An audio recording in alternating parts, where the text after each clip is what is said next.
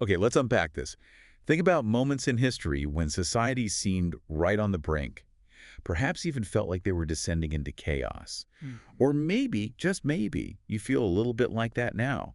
How can we possibly understand these incredibly intense, tumultuous times? It feels overwhelming, right? It really does. But what's fascinating here is how historical patterns can potentially help us interpret current conditions. Right. It's about looking back, not just to see what happened, but to identify recurring dynamics, the underlying forces that seem to play out again and again across different times and places. Exactly, and that's precisely what this deep dive is all about. We're not just looking at headlines, we're plunging into a framework for understanding the patterns of internal order and disorder within countries. And the source material is key here. Specifically, we're drawing on insights from Ray Dalio, pulling directly from a recent note he shared, which itself extracts key parts of his extensive research in his book, Principles for Dealing with the Changing World Order. Dalio approaches this topic with a unique lens. He spent over 50 years as a global macro investor, meaning he's constantly analyzing large-scale economic and political shifts. Decades of experience. But he couples that with being a deep student of history, particularly the last 500 years. His perspective, as stated in the source, is that watching what's happening now feels eerily familiar, How does he put it? like watching a movie that I have seen many times before. Wow. Which is a pretty striking and perhaps unsettling way to put it. Our mission today is to extract the most important nuggets from Dalio's framework, especially his description of the specific stages leading up to and including what he terms civil war. And it's crucial to understand, as he clarifies, that while this can mean violent conflict, it doesn't necessarily only mean that. It's a broader term in his framework for a breakdown of the domestic order. Right, a system failure. Yeah. Exactly. It's about giving you, our listener, a template to potentially place recent developments you observe in the world into this larger historical context. Welcome to this deep dive. We're going to explore some complex and perhaps challenging ideas together using history as our guide. Okay, so let's start by laying out Dalio's fundamental approach as described in the source material. He spent years developing a template from his book that aims to identify what he calls timeless and universal cause-effect relationships within these big cycles. Right. These cycles, according to his research, are the engines that produce changing world orders, and they seem to repeat throughout history, albeit, with different players and details each time. He's looking for the underlying mechanics, basically, the sort of physics of how societies rise and fall or descend into internal conflict. Yes. And using this template, looking at the conditions at the time of his writing, Dalio concluded that there was a high probability of a convergent breakdown happening across three major areas simultaneously. Three areas. He identified the monetary order, the international geopolitical order, and crucially, the one we're focusing on today, the domestic political order within countries. And according to Dalio's note, events have been unfolding in a manner quite consistent with this template's prediction. He specifically points to the breakdown of the domestic order. Which he broadly describes as some form of civil war, as seeming to be well underway. Again, emphasizing that this doesn't necessarily involve outright violence in every single case, but rather a significant failure of the system to resolve internal disagreements peacefully. Okay, so the core of our discussion today, based on the source, comes from Chapter 5 of his book, which details this big cycle of internal order and disorder. It progresses through 6 distinct stages, right? Starting from peace and prosperity and moving towards breakdown and rebuilding. That's the one. And Dalio looks at conditions like growing government debt problems and past events in the U.S., such as the riots in Los Angeles needing the National Guard, as indicators that, at the time of his writing, he believed the U.S. was either in or approaching stage 5 of this cycle. Stage 5. So while the full cycle has 6 stages, the source material we have really zooms in specifically on stage 5, which he calls the pre-Civil War stage, and stage 6, the actual Civil War stage. Exactly. These are the critical late cycle periods where the stresses build and potentially boil over into systemic breakdown. Let's really dive into stage 5 then, the pre-Civil War stage. What defines this crucial turning point in Dalio's framework? What does it look like? Well, according to Dalio, stage 5 follows stages of peace and prosperity, typically stage 3, and then often a period of excess and decadence in stage 4. Okay. Stage 5 is the point where intense conflict really starts to emerge from underlying stresses, significantly driven by bad financial conditions. This is where the deep-seated tensions between different groups, particularly interclass tensions driven by disparities, come to a head. So it's not just a minor dip. No, he emphasizes that this isn't just another downturn. It's a pivotal stage where the system is really tested. And a crucial point he makes, which feels particularly relevant to whether a society descends into violence, is that how leaders, policymakers, and different groups handle this rising conflict has a major impact A huge impact. on whether the necessary changes are made peacefully or whether things turn violent. It's a test of a society's ability to adapt without breaking, essentially. And he notes that he sees signs of this stage 5 playing out not just in one place, but in a number of countries globally. And he directly links a country's condition during this period to its underlying financial health. Makes sense. Whether their collective income is sustainably greater than their expenses and their assets are greater than their liabilities, those in good financial shape are much better positioned to weather the storm. Those who aren't are in bad shape, and that stress often translates into, well, a desperate desire for resources from others. And as a financial difference isn't just abstract money, right? It has profound, tangible impacts on the lives of different groups within a society. Absolutely. It drives differences in access to quality education, healthcare, adequate infrastructure, and just general well-being. And he adds that deeper cultural differences within a society can influence how that society typically approaches stress. Like some are more harmonious. Some societies have cultural inclinations towards more harmonious resolution, while others are more predisposed to fighting over resources and values when things get tough. Okay, so let's really zero in on what Dalio identifies as the absolute core, the engine room, the classic toxic mix of forces that drives these big internal conflicts during stage 5. He lists 3 main ingredients that, when combined, create this volatile situation. First, and fundamentally, the entity, be it a country, a state, or a city, and its people are in bad financial shape. This means having significant debt and other large non-debt obligations, like unfunded pensions or healthcare promises. They are living beyond their sustainable means. Okay, bad finances. What's number 2? Second, building on that financial stress, there are large income, wealth, and values gaps within that entity. These are the deep divides, economic, social, and ideological, that become increasingly significant and, frankly, combustible under stress. Right, the fault lines. And the third ingredient. And third, a severe negative economic shock hits the system. This isn't just a dip. It acts as the crucial stress test that can push an already fragile system towards breakdown. And this shock can come from different places. Yeah, he mentions various sources, like the bursting of financial bubbles, think 2008 major acts of nature, such as pandemics, like COVID-19, or droughts, floods, or even wars, internal or external. So when this stress test arrives in the form of a severe economic shock, the existing financial conditions of the entity and its people act as the shock absorbers. Is that right? That's his analogy. If finances are healthy, a society is more resilient. But if finances are bad, those shock absorbers are weak. And the size of those internal gaps, the income, wealth, and values differences, represents the degrees of fragility in the system. So a big shock hitting a financially weak entity with wide internal gaps, that's the danger zone. Exactly. It's a recipe for serious trouble. While financial problems often hit the private sector first, Dalio stresses that it's the government's financial condition that ultimately matters most. Why the government specifically? Because in times of major crisis, people and institutions look to the government to step in. When a government runs out of buying power, when it can no longer effectively support key parts of the system or its people, that's when you see significant system collapse. Okay.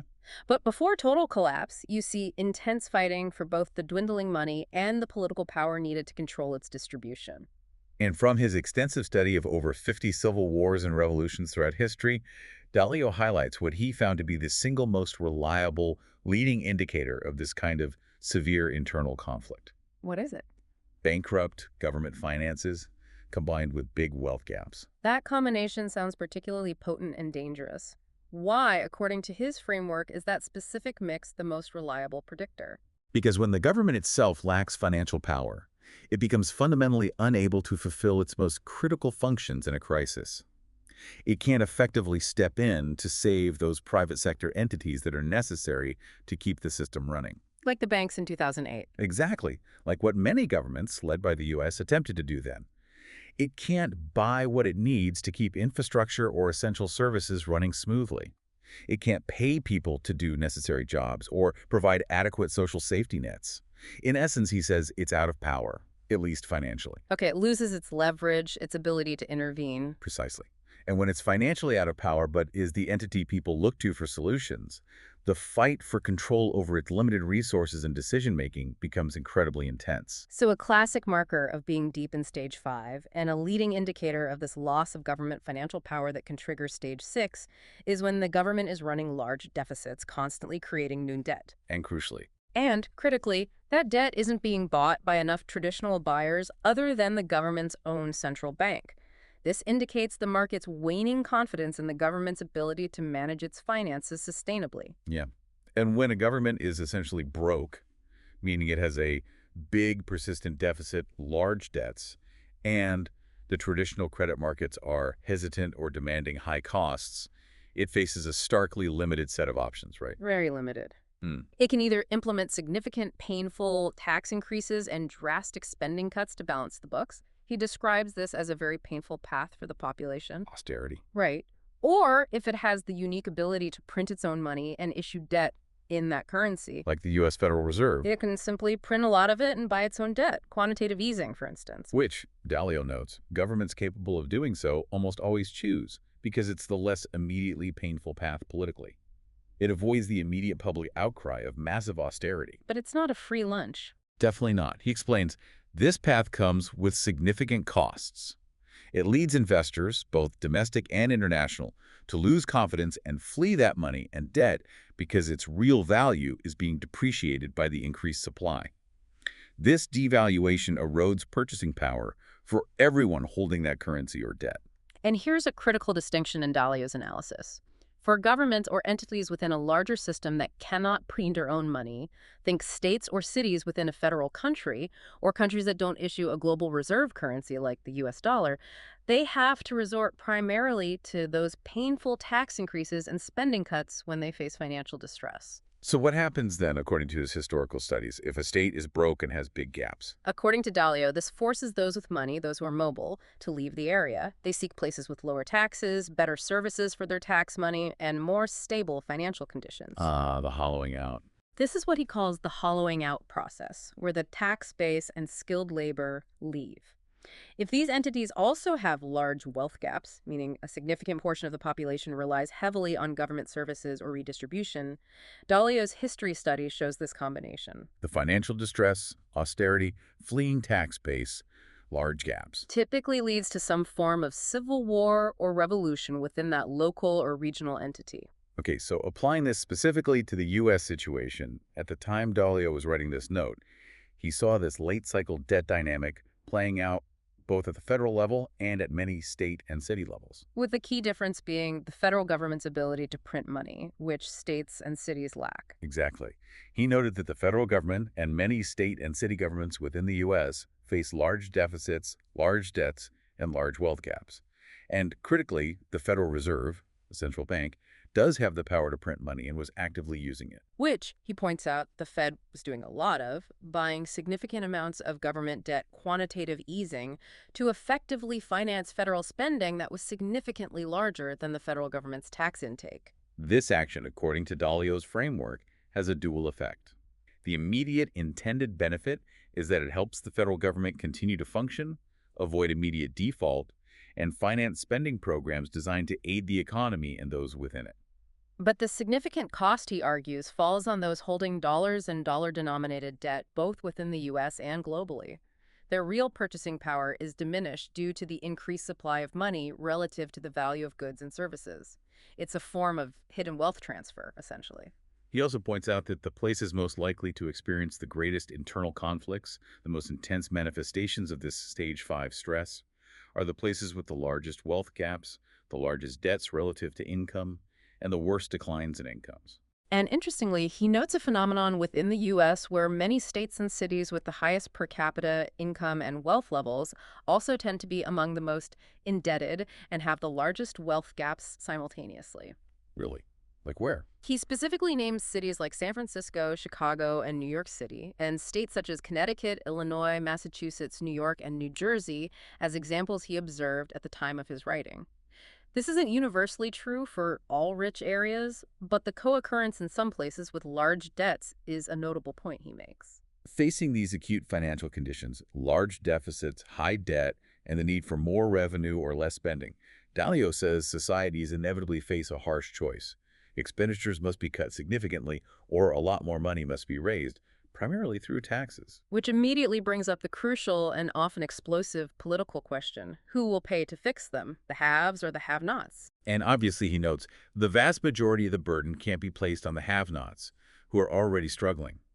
Cutting expenditures is also often hardest on the poorest, as it impacts social safety nets and public services. Which means, inevitably, there needs to be substantially more taxation of people who are perceived to be able to afford to pay more, the haves. And it's precisely this situation where the need to drastically increase taxes on the wealthy arises due to bankrupt government finances and large wealth gaps that Dalio identifies as significantly heightening the risk of some form of civil war or revolution. Exactly.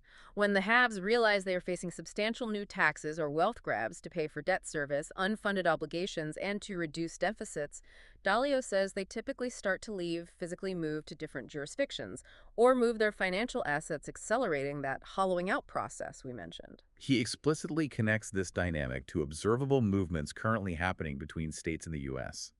Bad economic conditions, especially a severe shock, only hasten this process as the pain point is reached faster. So history, according to Dalio's framework, shows that attempting to raise taxes and cut spending drastically when there are large wealth gaps and bad economic conditions is, more than almost anything else, a powerful leading indicator that a society is heading towards civil wars or revolutions of some type. The conflict becomes about who bears the cost of the necessary financial restructuring.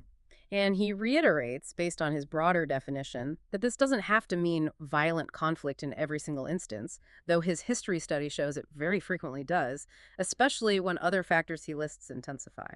He shares a personal anecdote from his own experience living in Connecticut, which he notes at the time had the highest per capita income, but also, perhaps paradoxically, the largest wealth and income gap, and large state debt and unfunded pension obligations. Right? He describes seeing the haves and have-nots living in close proximity, yet focused almost entirely on their own lives, with very little meaningful contact or worry for the struggles of the other group. It's like two different worlds side by side. And his wife's work gave him a window into one of those worlds. Yes. His wife's work tutoring disadvantaged high school students from nearby cities gives him a personal window into the have-not communities, where he observed what he describes as terrible conditions, lack of basic resources, violence, limited opportunity. Meanwhile, the haves in his wealthy community, who might appear incredibly rich and decadent to the have-nots, often don't feel rich themselves. Is that right? That's what he observes. They're grappling with their own set of stresses and anxieties, like intense work demands, the pressure to maintain their socioeconomic status, or the struggle to ensure their kids get into the right schools and careers. They don't feel they have abundant surplus wealth to give away. So this lack of contact and shared experience, he explains, creates impressions and stereotypes of each other that make people more inclined to dislike and resent the other group. Instead of seeing themselves empathetically as members of one community who share a collective fate and should help each other, he observes how difficult it is to bridge this gap, partly because of these stereotypes and because the haves genuinely don't feel they have more than enough, or that the have-nots deserve their financial support, especially if they subscribe to narratives about individual responsibility or perceived lack of effort. And he fears what the future holds precisely because of these existing circumstances and how they are likely to worsen under financial stress. He notes how the massive, sudden, COVID-inflicted health and budget shocks specifically brought the terrible conditions of the have-nots more vividly to the surface, Expose the fragility. exposing the fragility in ways that were previously easier to ignore. This shock also worsened existing financial gaps, potentially accelerating the arrival of this classic toxic mixed dynamic for many entities. A particularly powerful and insightful point Dalio makes here is that when evaluating the stability of a society, averages don't matter as much as the number of people who are suffering in their power. That's a key insight. Focusing solely on average income or GDP per capita can be dangerously misleading if a large, potentially powerful segment of the population is experiencing significant hardship and feels they have little to lose or much to gain by disrupting the system. He also offers a sharp critique of those who might advocate for policies seemingly good for the whole, like championing free trade, globalization, or technological advancements that replace jobs in the name of efficiency or aggregate growth without adequately considering how the benefits are divided. What's the risk there? He says these proponents, often elites, are missing the fundamental fact that the whole is at risk.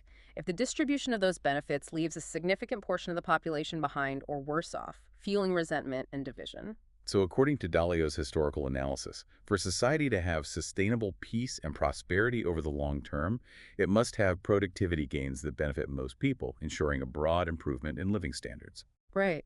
He then directly poses the question from the text, one that resonates deeply in the context of Stage 5 dynamics. Do you think we have this today? Which, given everything he's just described about wealth gaps, financial stress, and suffering populations, is a heavy and critical question for the listener to consider. So looking back through history, what path does Dalio say bankrupt governments facing this toxic mix can take to potentially raise productivity in a way that can benefit most people and perhaps alleviate the path towards civil war? Well, history shows that a significant step is restructuring and/or devaluing enough of the existing debt and non-debt obligations.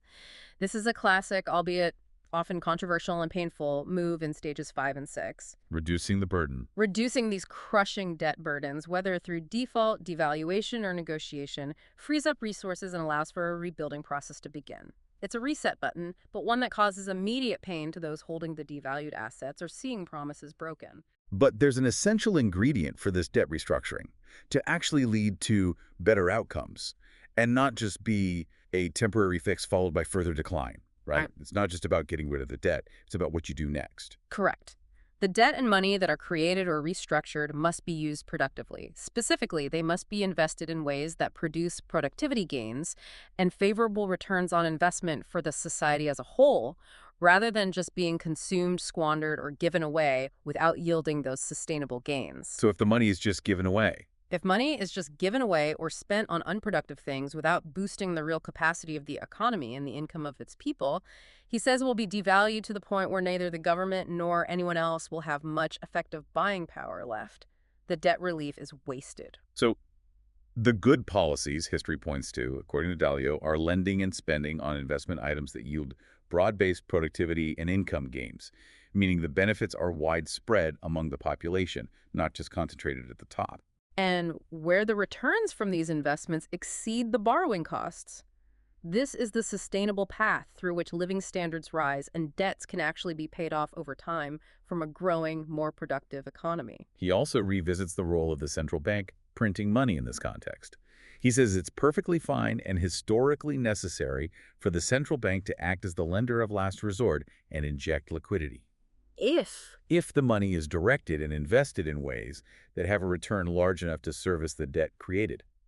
The printing itself isn't the problem. It's what the printed money is used for. Right. And what kind of investments does history show are effective in yielding those broad-based returns and strengthening the society? Dalio highlights investments that enhance human and physical capital, investing well in education at all levels, including practical job training, building and maintaining robust infrastructure, transportation, communication, energy, In research, too. and funding research that leads to productive discoveries and technological advancements.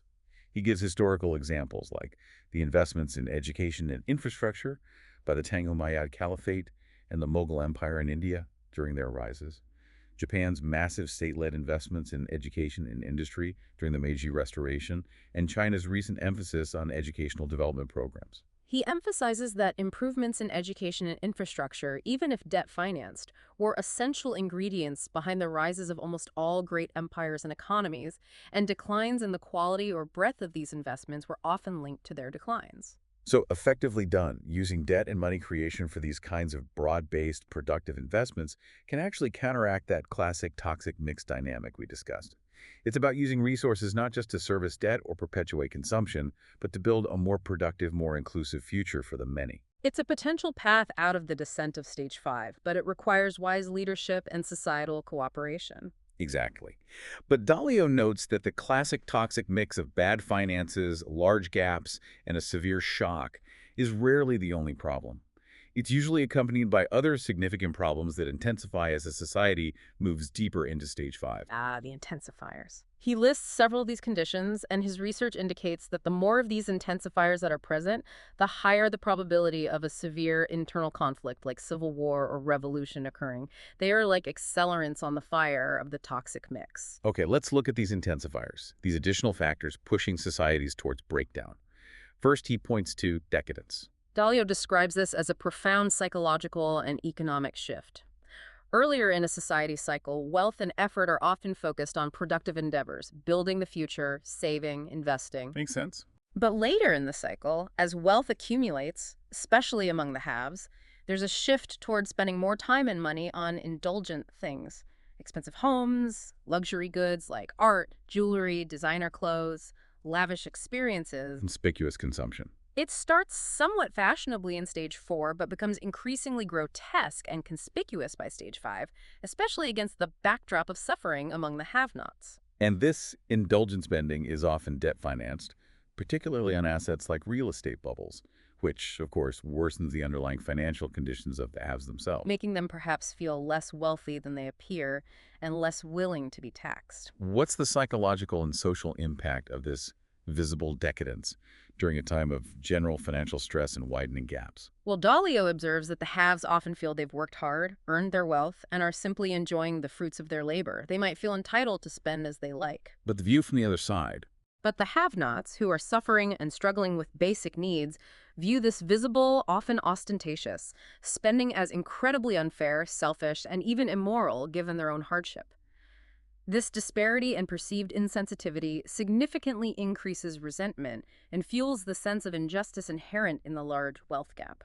And economically. Beyond the social friction, Dalio notes that this kind of decadent consumption, unlike saving and investing in productive capacity, reduces overall societal productivity, further undermining the long-term health of the entity. So where a society, particularly its wealthier members, chooses to spend its money matters profoundly. Is it directed towards investment for future productivity and shared growth, or towards consumption that doesn't raise the overall capacity or income of society? The latter is a marker of late-stage decline. Another significant intensifier Dalio identifies is bureaucracy. He notes that the level of bureaucracy in a system tends to be low and efficient early in the cycle, focused on enabling productive activity, But later on. but becomes incredibly high and often paralyzing late in the cycle, especially by stage 5. This makes sensible, necessary decision-making difficult, slow, and often impossible. He describes a point where the complexity, the layers of rules, regulations, and entrenched interests within the bureaucracy reach a level where he says, even obviously good things can't be done.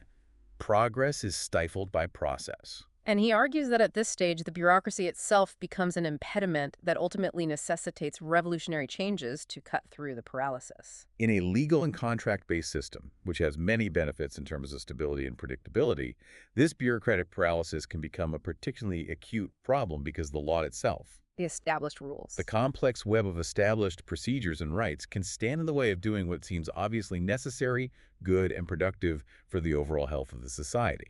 Dalio gives a specific example related to the U.S. education system to illustrate this point. How so? He notes that because the U.S. Constitution doesn't explicitly make education a federal responsibility, it's largely funded through local taxes levied in individual cities and towns, supplemented by state funds. Right, local property taxes often play a huge role. Exactly. This decentralized, property tax-dependent structure means that schools in richer towns within richer states receive significantly more funding and resources, better teachers, facilities, technology, and consequently provide a much better quality education than those in poorer towns in poorer states. Which, he states plainly, is obviously unfair and unproductive for the country as a whole, failing to develop the full potential of a large segment of the population. But because this funding structure is so deeply ingrained in the political and legal system, with powerful local and state interests defending it, he believes it's become nearly impossible to fix without a revolutionary reinvention of how education is funded and delivered across the country. The bureaucracy of the system prevents obvious improvements. And he doesn't stop at education. He states there are countless more examples of bureaucracy standing in the way of sensible, productive actions that would benefit the whole society than he could possibly list. He explicitly calls this bureaucratic paralysis a big problem in America, tying it directly to the difficulties societies face in making necessary changes peacefully within the existing system during Stage 5. Moving on to another critical factor emerging from the disorder and discontent of Stage 5, he identifies the rise of populism and extremism. Populism. How does he define that in this context? Dalio describes populists as leaders who typically emerge during times of crisis or perceived failure of the establishment. They have strong personalities, are fundamentally anti-elitist, and claim to fight for the common man or ordinary people against the corrupt or ineffective establishment. And it appeals to people who feel left behind. Populism appeals deeply to these ordinary people who feel ignored, exploited, or looked down upon by the elites. It typically develops and gains traction when there are significant wealth and opportunity gaps that leave many feeling left behind, when people perceive cultural threats from those with different values or ways of life, and when the establishment elites in power are seen as either ineffective at solving the country's problems or actively working against the interests of ordinary people. So populists gain power because people are angry. Pretty much. Populists gain power precisely because these underlying conditions create widespread anger, frustration, and a desire for political leaders who are not polished insiders but perceived fighters for them. Dalio notes that populists can arise from either the left or the right side of the political spectrum and are generally more extreme, more confrontational, and less inclined towards compromise than traditional moderates. They tend to appeal powerfully to emotions and nationalistic or group identity sentiments, and are often confrontational and exclusive, defining who is in the group they represent and who is out, rather than collaborative and inclusive. This dynamic, where political discourse is dominated by impassioned, exclusive fighters, inevitably leads to a lot of fighting between populists of the left and the right over what he calls irreconcilable differences. These are issues where compromise feels like a betrayal of fundamental values or group identity. He gives historical examples, right? Yeah, like the rise of communism on the left and fascism on the right in the 1930s during the Great Depression. In the U.S. more recently, looking at the time of his writing, he points to the election of Donald Trump as a significant manifestation of populism of the right. And on the left. And the popularity of figures like Bernie Sanders, Elizabeth Warren, and Alexandria Ocasio-Cortez as reflecting the significant popularity of populism of the left among different segments of the population. He even notes that the election of Joe Biden after this period might represent a societal yearning or desire for more moderation, but only time will tell if that can overcome the deep-seated populist dynamics. So Dalio advises that watching the rise of populism and the intensity of political polarization are key markers of a society's position in this cycle.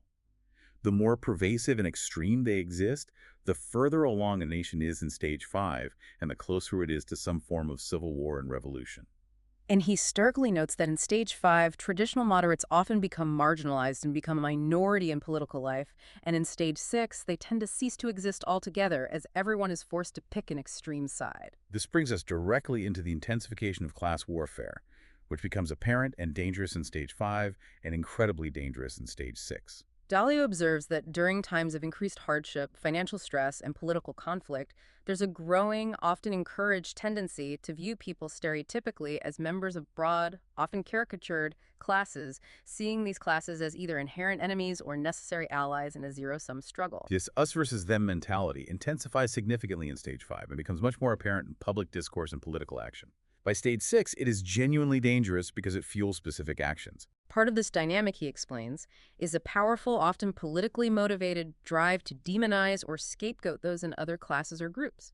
This typically produces one or more scapegoat classes or groups who are blamed for the society's problems, whether they are ethnic, racial, socioeconomic, or ideological groups. And this blame can lead to terrible things. Yes.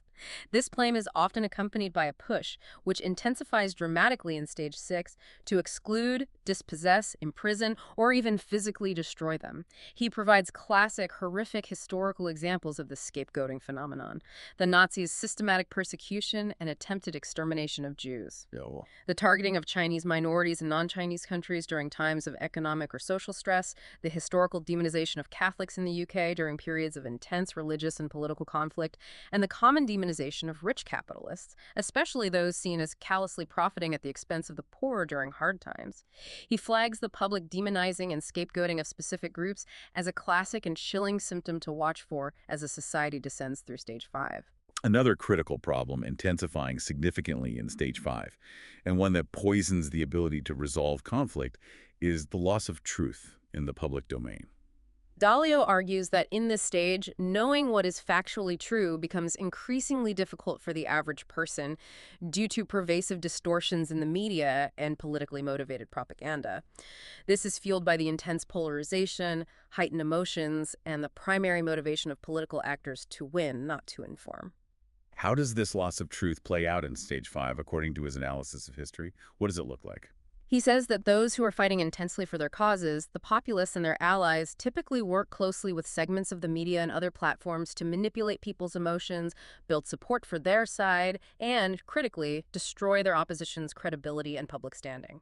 So media takes sides. Media outlets of the left tend to align with left-leaning fighters, and media outlets of the right align with right-leaning fighters, and they engage in what Dalio calls a dirty fight, using information or misinformation as a weapon. He vividly describes the media in this stage often acting like vigilantes, where individuals perceived as enemies by one side or the other are commonly attacked in the media landscape. Quote, essentially tried and found guilty in the media and have their reputations and even their livelihoods ruined without a judge and jury. Trial by media. It's a powerful force. Dalio points to historical examples of this phenomenon, noting how populists in the 1930s, both fascist and communist, systematically took control of the media and established ministers of propaganda to control information flow and shape public perception. Even in democracies. He notes that even democratic governments, like the UK during World War I and II, used ministries of information to spread propaganda, actively rewarding cooperative publishers with access and resources while vilifying or sidelining others deemed uncooperative or disloyal. Revolutionaries throughout history, like those during the French Revolution, extensively used and distorted truth in their publications and aggressively shut down dissenting voices once they gained power. He notes that during times of significant wealth gaps and pervasive populist thinking, stories that promise to expose or bring down perceived elites, whether they are left-leaning elites targeted in right-leaning media or right-leaning elites targeted in left-leaning media, are particularly popular. And commercially lucrative. For media outlets, regardless of their factual accuracy or fairness. Dalio stresses that a significant increase in these kinds of activities, the use of media for partisan warfare, the spread of distortions, the decline in trust, is typical and highly problematic in stage 5. And when this loss of truth is combined with the ability of powerful actors to inflict other punishments, legal, economic, social, based on these media narratives, the media landscape itself becomes a powerful and dangerous weapon in the internal conflict. He provides compelling data supporting the idea of this widespread loss of truth and trust, noting that perceived truth and trust in both traditional and social media is lower now than at any other time in his lifetime. He quotes a 2019 Gallup poll finding that only a mere 13% of Americans had a great deal of trust in the media, and only 41% had either a fair or great deal of trust combined. That's a dramatic and telling drop compared to 72% who expressed a great deal or fair amount of trust in 1976. Wow, that is a huge shift. And he emphasizes that this isn't just a fringe media problem relegated to the corners of the internet. It's a mainstream issue affecting the credibility of institutions across the whole society. He points out that even formerly trusted icons like the Wall Street Journal and the New York Times have seen their trust ratings among the public plunge significantly. Why? What does he attribute that to? He attributes this decline in part to the commercial pressures on financially troubled media businesses, where sensationalistic, emotionally charged, and often divisive stories are simply more commercially rewarding than nuanced or objective reporting. This loss of trust and shared factual basis has a profound and corrosive impact on the fundamental ability of a democracy to function, on the concept of free speech itself. Dalio quotes Martin Barron, then the executive editor of the Washington Post, asking a crucial question. What's the quote?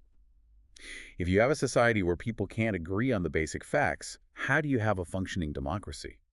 It becomes impossible to have rational debate or find common ground when different groups are operating from entirely different perceived realities. Dalio argues further that this dynamic actively impedes free speech for many because people, even those with valuable perspectives, are increasingly afraid to speak up openly and honestly due to the fear of being attacked, deliberately misquoted, and distorted in both traditional and social media, with the explicit intent to bring them down or delegitimize their views. He makes a particularly striking and concerning point based on his own interactions, that even very capable, experienced, and powerful people are now too afraid of the media environment to speak up about important matters or even run for public office.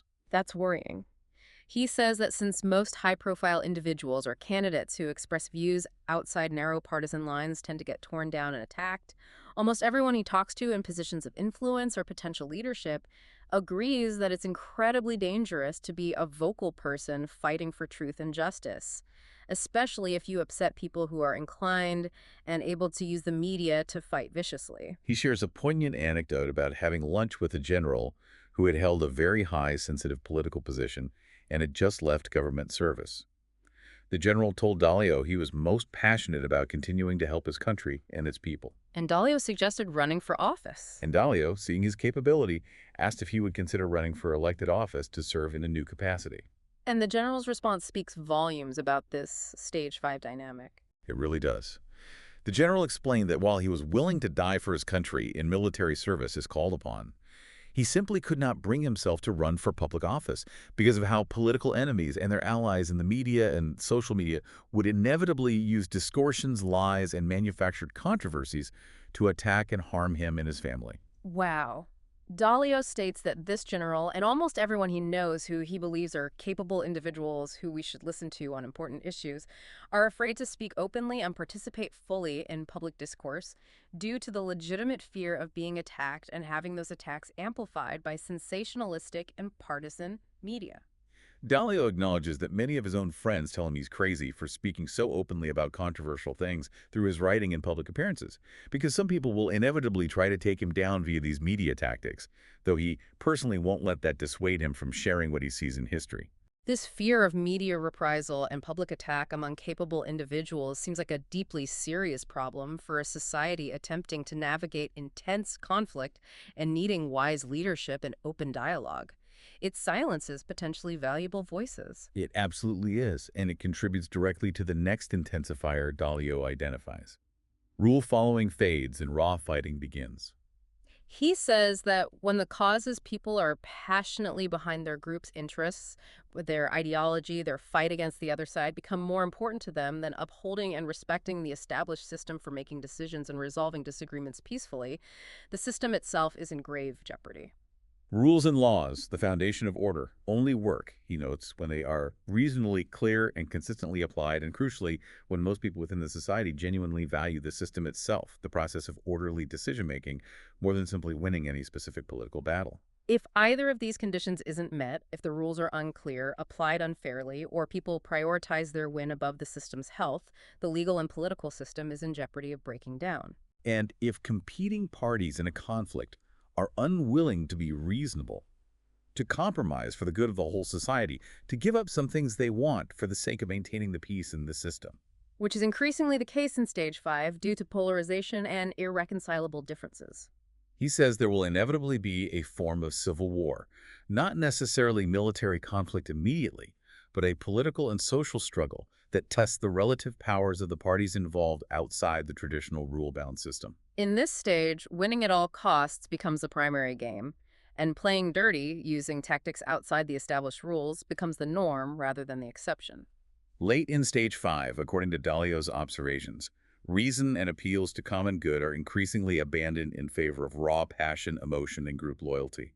Unethical and often harmful fighting intensifies in self-reinforcing ways as each side feels justified in using extreme tactics because the other side is doing it or is perceived as an existential threat. He states that when everyone has causes they're passionately fighting for, when trust is gone and no one can agree on even basic facts or the legitimacy of the process, the system for maintaining order is truly on the brink of civil war or revolution.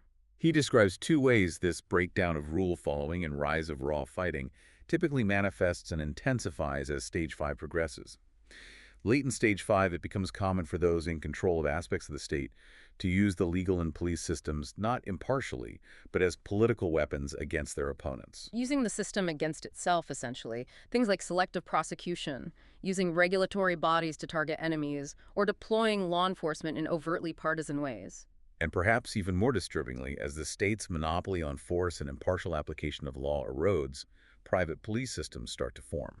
Not official forces. No, these aren't official forces, but armed groups loyal to specific factions or wealthy individuals, things like political thugs used to intimidate or attack opponents, or the rise of extensive, heavily armed private security and bodyguards to protect people from such threats or general disorder. He gives historical examples like the Nazi Party's paramilitary wing, the SA, before it formally came to power, the British Union of Fascist Street Fighters, and the enduring example of the Ku Klux Klan in the U.S., viewing the development and activity of such private armed groups as a clear and dangerous marker of a society moving closer to the next stage. Also late in Stage 5, and highly visible, there are increasing numbers of public protests, and crucially, they become increasingly violent. Dalio notes that it's often difficult for leaders in power to draw a clear, universally accepted line between a healthy exercise of the right to protest and the start of something that is functionally a revolution or an insurrection against the state. So leaders face a dilemma. Exactly. This leaves leaders grappling with a dilemma: how to allow legitimate protests and dissent without inadvertently legitimizing or empowering a revolt aimed at toppling the system. They must manage these situations incredibly carefully, and history shows this is rarely done well in Stage 5. He points out the classic catch-22 dilemma for leaders facing widespread discontent, both allowing freedom for that discontent to gather and express itself, and attempting to suppress protest and dissent are incredibly risky paths. How so? Allowing the discontent to fester and grow openly can reach a point where it gains sufficient momentum to overthrow the system. But conversely, attempting to suppress broad, deeply felt discontent with force can often accelerate the radicalization of the population and trigger the very explosion of violence that signifies the transition to civil war. Fundamentally, he states, no system in history allows itself to be brought down voluntarily. An attempt to overthrow the existing order is typically considered the highest form of treason, punishable severely. Governments and revolutionaries, therefore, constantly test each other's limits. The government tests how much force it can use. And the revolutionaries test how much resistance the population will offer and how far they can push. Dalio observes that when broad-based discontent among a significant segment of the population has been allowed to bubble up and grow through Stage 5, fueled by the toxic mix and intensifiers, it can reach a point where, if those in power then attempt to suppress it forcefully, it doesn't just dissipate. It explodes into widespread, overt conflict. He says the conflicts inherent in the late part of Stage 5 build to a crescendo, a breaking point, that triggers the widespread, often violent fighting. This outbreak of significant armed conflict is what signifies the transition into what historians officially label as Civil War periods, his Stage 6. And he provides a grim but almost universally reliable marker that almost certainly signifies this progression to the next, more violent and systemic stage, when people start dying in the fighting. That's the threshold. That's when the conflict has crossed a critical threshold from political struggle or violent protest into open warfare. That brings us to the transition and the sobering reality of Stage 6, the Civil War stage.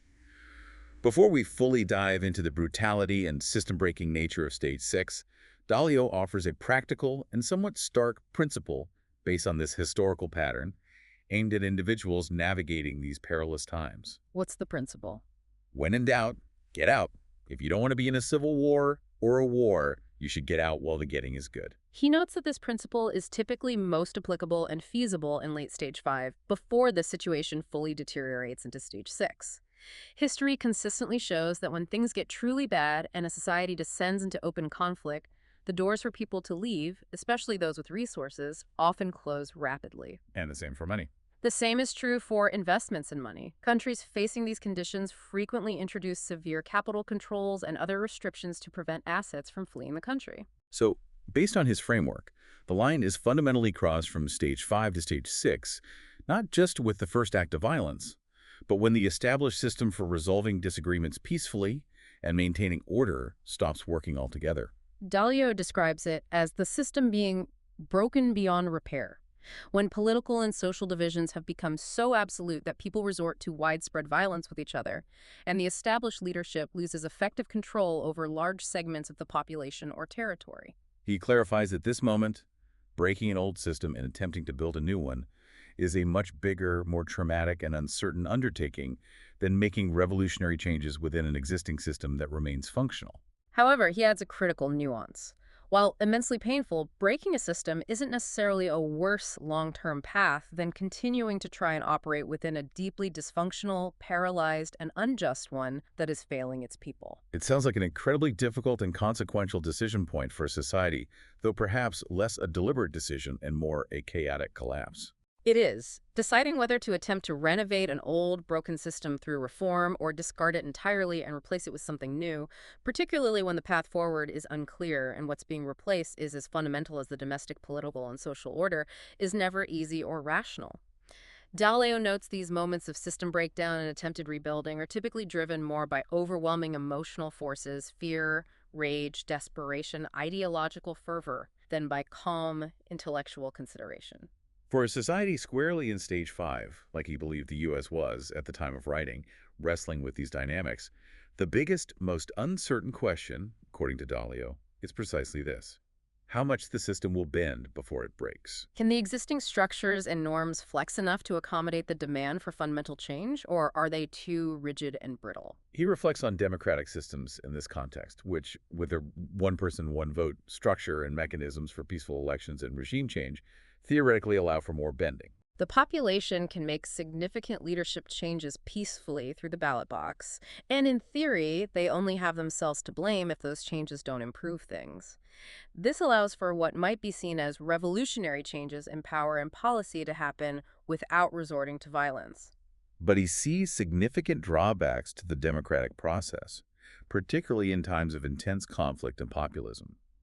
He notes that leaders in the system are often selected through popularity contests by a broad population who aren't necessarily conducting the kind of thoughtful, in-depth review of capabilities and character that an organization would when hiring for a critical leadership job.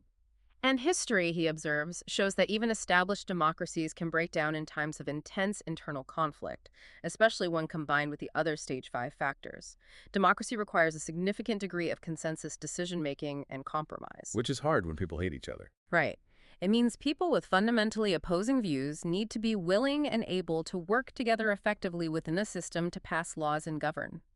While this structure ensures representation for diverse parties with significant constituencies, Dalio notes that it can become incredibly inefficient, like any large committee with widely different views and deep-seated animosity, especially if the participants dislike each other or view compromise as betrayal.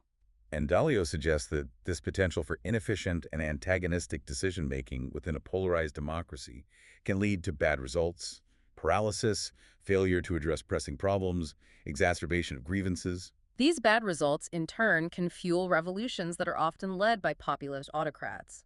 These leaders, whether of the left or right, represent large segments of the population who are fed up with the paralysis and yearning for strong leadership, order, and effectiveness to control the chaos and make the country work for them. He also notes that history shows federalist democracies, systems where power is divided between a central government and regional entities like states, like the U.S., often experience significant conflicts between the states and the central government over their relative powers and resource control during times of great internal conflict. He flags this specific dynamic, the rise of state-federal tensions, as a potential marker to look out for in the U.S., although he felt it hadn't yet risen to the level of the other cross. Stage 5 factors at the time of his writing. Its emergence would signify continued progression towards Stage 6. Dalio touches briefly on historical examples of democracies breaking down under extreme stage 5 stress and transitioning towards more autocratic rule, mentioning the decline of Athenian democracy, the end of the Roman Republic, Germany's Weimar Republic, leading to Nazism. And weak democracies in Italy, Japan, and Spain in the 1920s and 30s that turned to fascism or military rule to restore order out of perceived chaos. He attributes these breakdowns to the confluence of extreme stage 5 factors like terrible finances, societal decadence, intense internal strife and disorder, or external conflict leading to dysfunctional conditions and a fight for power by a strong leader who promises stability and action. This leads to another key point Dalio makes about the different types of leadership required in different stages of the cycle.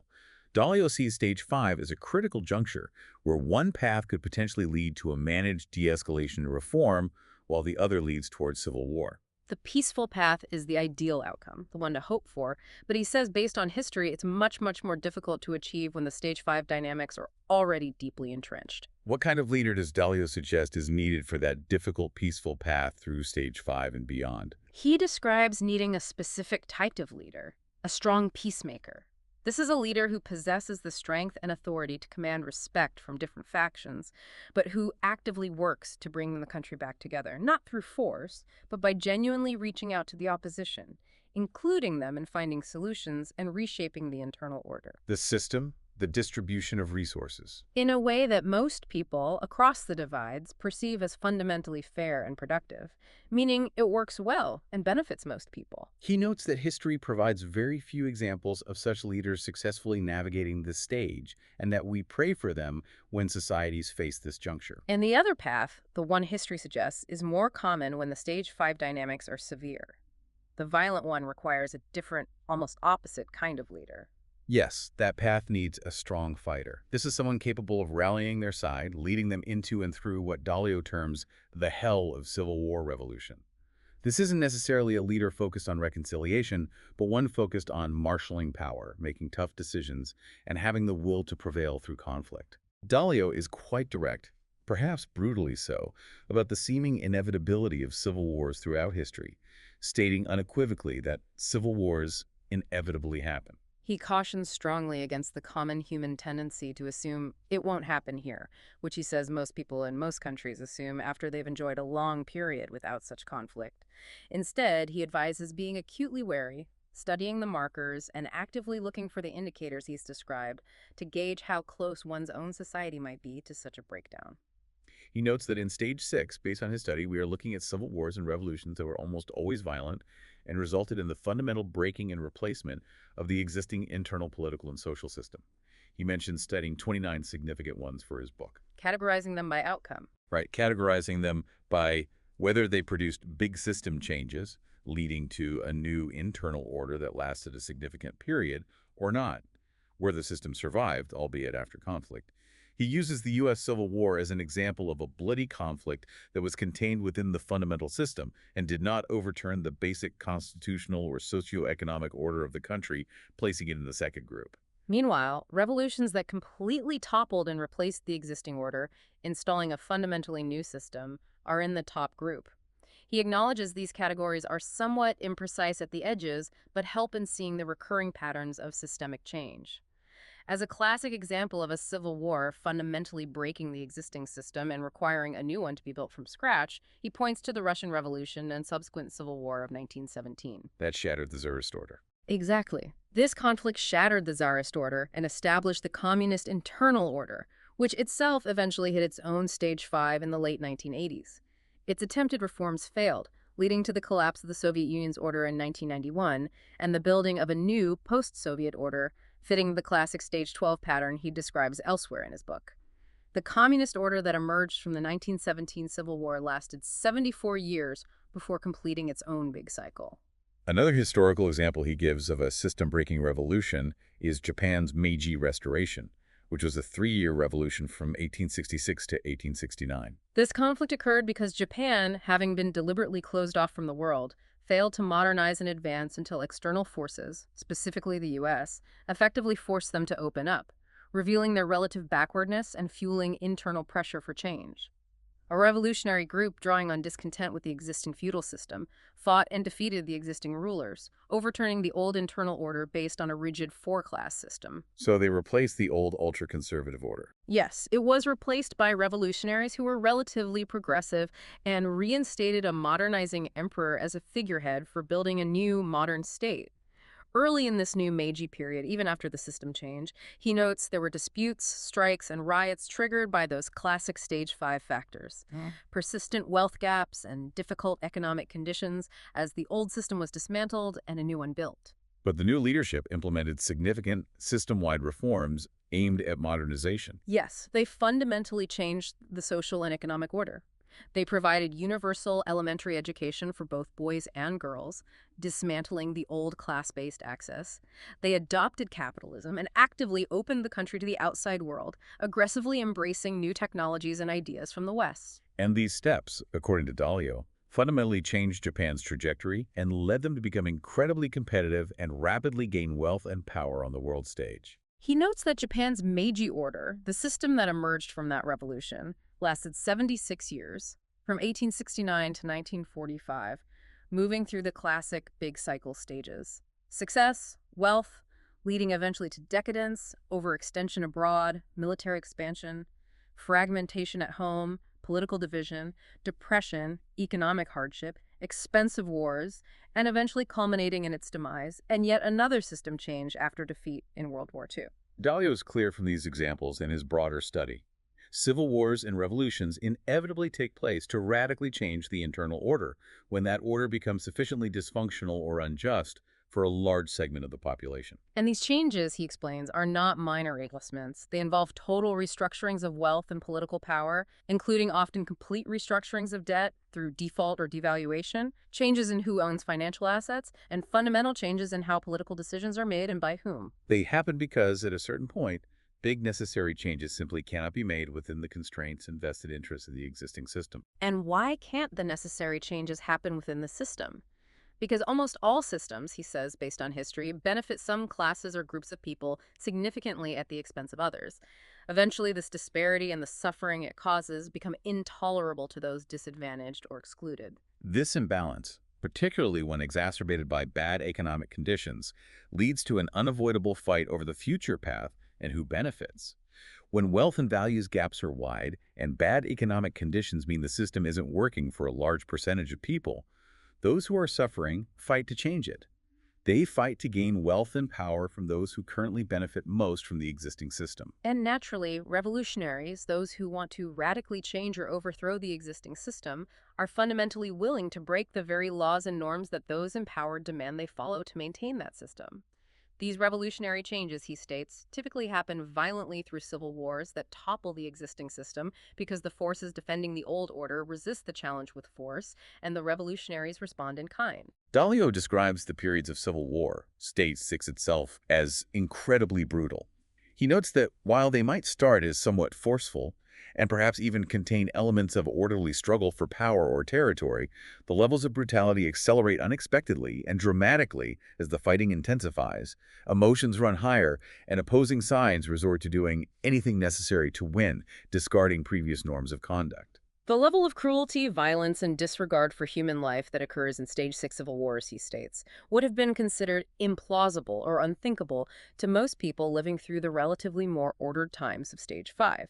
And moderates, elites. During this time of overt civil conflict, elites and moderates who haven't already fled generally find themselves in extreme peril. They are often imprisoned, dispossessed, or killed by one side or the other. He mentions that simply reading the unvarnished stories of historical civil wars like the Spanish Civil War, the Chinese Civil War, the Russian Civil War, or the French Revolution made his hair curl, illustrating the extreme human cost. The dynamics of Stage 5, which fueled the descent into Stage 6, don't disappear. They intensify greatly during Stage 6. The polarization becomes absolute, the class warfare becomes overt combat, and the fight for resources becomes literal. He reiterates his earlier point about wealth redistribution as a core outcome of these conflicts. The cycle of wealth accumulation and widening gaps eventually reaches a point where it results in the poor majority overthrowing the rich minority via these civil wars and revolutions.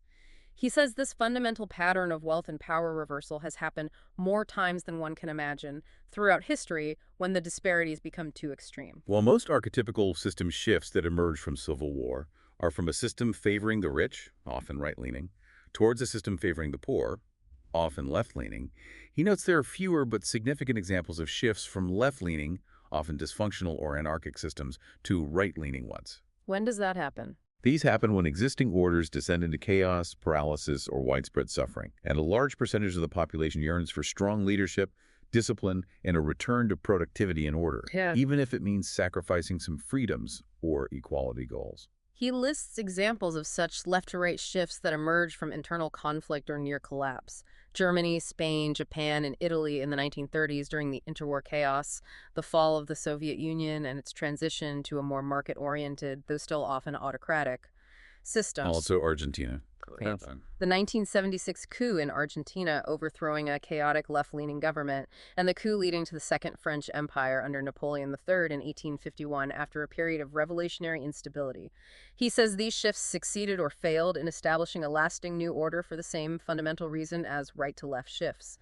They succeeded when they managed to produce broad-based economic successes that benefited most people, and they ultimately failed or were themselves overthrown when they did not deliver that shared prosperity. He adds that because broad economic prosperity and its distribution are the biggest reasons a new regime or system succeeds or fails in the long run, the overarching trend throughout history, viewed over centuries, has actually been towards both greater total wealth created and a broader distribution of that wealth, resulting in incrementally better outcomes for the average person across different cycles. It's easy to miss that long-term view. He notes that this positive, long-term big picture can easily be missed when one is intensely experiencing just one difficult part of the big cycle, like stage 5 or 6. Dalio also observes a common pattern in the backgrounds and evolution of the leaders who successfully lead these civil wars and revolutions that break the system. They were typically well-educated people, often from middle-class backgrounds, rather than from the very top or bottom of society initially. He lists examples from the French Revolution, like Danton, Marat, Robespierre, Lafayette, the Russian Revolution, like Lenin and Trotsky, and the Chinese Civil War, like Mao Zedong and Zhou Enlai. He notes these leaders were, and he suggests future ones will be, typically charismatic and highly skilled at leading, organizing, and building large, well-disciplined organizations capable of bringing about revolutionary change against powerful established forces. He suggests keeping a close eye on people with these specific qualities if you want to look for potential future revolutionary figures during times of stage 5 stress. He adds that these revolutionary leaders often undergo a transformation over time. They might start as idealistic intellectuals driven by a desire to make the system fairer and more just. But the reality of war changes them.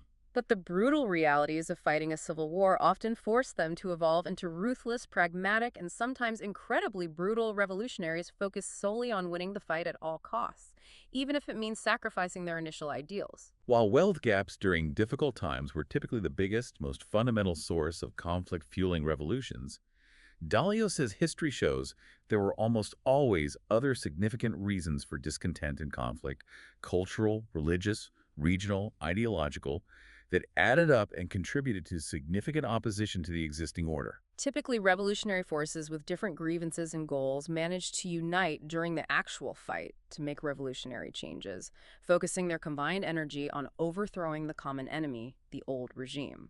But, Dalio observes, while they might appear united during the revolution itself, these different factions and leaders who fought together often fall into fighting with each other over ideological issues, policy differences, and for power after they have successfully won and are trying to build a new order. As we touched on earlier regarding Stage 5, Dalio notes that during the Civil War evolution stage itself, Stage 6, the governments in power, whether the old regime trying to survive or the revolutionaries trying to consolidate power, almost always face an acute and desperate shortage of money, credit, and buying power. The economy is in ruins, tax collection collapses, and traditional funding sources disappear. This acute financial shortage creates a powerful, almost irresistible desire for whichever side is in power to seize money from anyone who still has it, particularly the remnants of the haves who haven't already fled or been dispossessed. This, in turn, naturally leads those with any remaining wealth to desperately try and move it to safety out of the country, into other jurisdictions, into more stable foreign currencies, or into hard assets like gold or land that are harder to confiscate or devalue. And to stop this capital flight and keep needed resources within the country, governments in Stage 6 or even late Stage 5 as conflict looms, frequently and quickly impose severe capital controls, restrictions on moving money and investments out of the country or even within the country into different, safer assets. To compound the problems of internal conflict, Dalio's study shows that severe internal disorder almost always makes a country more vulnerable to its foreign enemies or rivals, significantly increasing the likelihood of external wars erupting. Why is that? Domestic conflict splits the population, is financially draining, consumes attention and resources, and distracts leaders from external threats, all creating openings for foreign powers to exploit. This is why internal and external wars tend to occur close together in history, according to Dalio's framework. Other reasons he lists include heightened emotions and nationalistic tempers making foreign conflict more likely, populist leaders who rise to power as fighters often being more inclined towards confrontational foreign policy, leaders attempting to use external threats to try and unite a divided country against a common enemy. And populations who are deprived and suffering internally being more willing to fight abroad for resources or ideological reasons.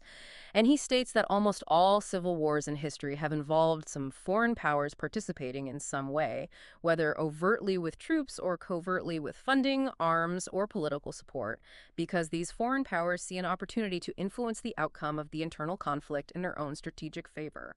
Dalio acknowledges that knowing exactly when a civil war begins or ends is often difficult at the precise moment it's happening. Historians often assign arbitrary dates later for convenience, like Bastille Day marking the symbolic start of the French Revolution, even though nobody on that specific day knew that was the definitive beginning or how incredibly brutal the following years would become. But he says people living through it absolutely know when they are in one. While you might not know what's to come precisely, using these markers, he's described the toxic mix, the intensifiers, the crossing of the line where the system breaks. The outbreak of violence helps you place where you are in the cycle, see the direction things are moving, and get some sense, based on historical patterns, of what the next stage might be like and the potential risks involved. He circles back in his note to emphasize the sheer brutality of Stage 6, reiterating they are incredibly brutal periods, precisely because they become fights to the death for control of the system and for the survival of different groups. He says that in stage 6, the political and social space for nuance evaporates. Everyone is essentially an extremist, forced by circumstance to pick a side and fight for it. And in these conditions, moderates lose out in knife fights. They are outmaneuvered, silenced, or destroyed by the more extreme and ruthless factions. As for the best leaders for navigating and winning in Stage 6, he describes them not as peacemakers, but as inspirational generals. These are individuals strong enough to marshal support, organize forces, and win battles in a literal or figurative sense, and also brutal enough to do whatever is necessary to win, which in stage 6 often involves tactics that are morally unconscionable in more peaceful times. Dalio notes that the period historians label as the Civil War itself typically lasts a few years long enough to determine the official winners, usually signified by which side occupies the capital city and establishes a new center of power. But like the beginnings, the ends aren't always clear-cut, and the fighting to consolidate power, suppress remnants of the opposition, and establish control over the entire territory can continue long after the official period of civil war ends, often for many more years. While civil wars and revolutions are undeniably and extremely painful experiences for societies, Dalio concludes that they often lead to fundamental restructurings of the political and economic order that can, if handled well by the new leadership, establish the foundation for improved future results compared to the dysfunctional system they replaced. But the future depends on what happens next. What that future looks like, whether it leads to a better or worse outcome in the long run, depends entirely on how the next steps, the building of the new order, are managed by the victors. So what's the big overarching takeaway from Dalio's intensive study of history and these recurring cycles of internal order and disorder? What are the big lessons? He summarizes some timeless lessons gleaned from this study. Nothing is forever except the process of evolution itself. And within that evolution, there are powerful cycles like tides that are incredibly difficult to fight against. Knowing where you are in these cycles and applying timeless principles, understanding cause and effect, is essential for navigating them. And the best approach changes. Exactly. The best approaches to governance, economics, and social policy change dramatically with the circumstances of the stage you are in. So, rigidly believing one system or ideology is always best, regardless of the context, is a fundamental mistake history doesn't support. Societies must constantly adapt to their changing circumstances or face decline and death. And how does Dalio suggest we objectively test whether a system, any system, is truly working in a meaningful way? He says the objective historical measure is simply how well it works in delivering what most of the people want. This isn't about abstract ideals. It's a practical measure that can be objectively observed and, to some degree, measured by things like living standards, health, education, and overall contentment across the population, not just for a select few. And if we pull back and look at the full sweep of history and the lessons embedded in these cycles of conflict and change, what does Dalio identify as the loudest, clearest lesson? He states it plainly and powerfully. Skilled collaborations to produce productive win-win relationships to both grow and divide the pie well, so that most people are happy, are much more rewarding and much less painful than fighting civil wars over wealth and power that lead to one side subjugating the other side. Cooperation beats conflict. Basically, yes. The path of cooperation and shared prosperity is immeasurably better than the path of division and violent conflict. That feels like a profoundly important summation, especially after tracing the descent into Stage 6 brutality. We've taken a deep dive into Ray Dalio's framework for understanding the stages of internal conflict, pulling directly from his insights, his historical examples, and the markers he identifies as crucial to watch. We've explored the engine of the classic toxic mix, the various factors that intensify the risk in stage 5, the challenging transition, and the brutal realities and system-breaking nature of stage 6, looking at the dynamics of leadership, finance, and social breakdown that characterize these periods. Our goal today was to give you, our listener, a template, a set of concepts, and a collection of indicators drawn from centuries of history, as compiled by Dalio, to help you observe, interpret, and understand the incredibly complex and often turbulent forces at play in the world around you right now. We appreciate you joining us for this challenging but hopefully illuminating exploration. Continue to observe, continue to learn, and look for the patterns. And as Dalio asks, drawing on history's loudest lesson about needing productivity that benefits most people for peace and prosperity to be sustainable, do you think we have this today? And if not, what might Dalio's historical framework suggest about the potential implications of that answer?